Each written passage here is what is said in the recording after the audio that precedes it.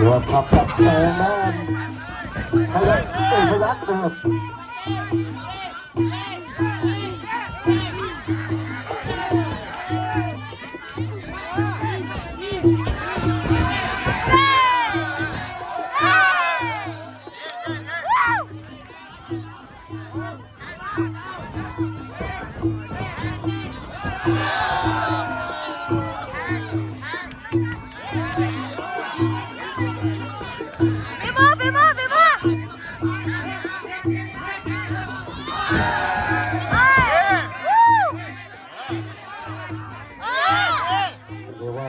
สายกับแข้งขวา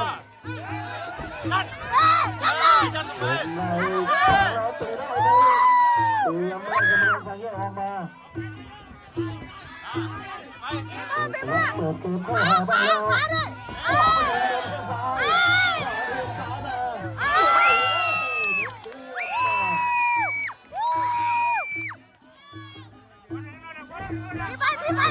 าต้องเลยครับตัวขัดแข้งขาตาย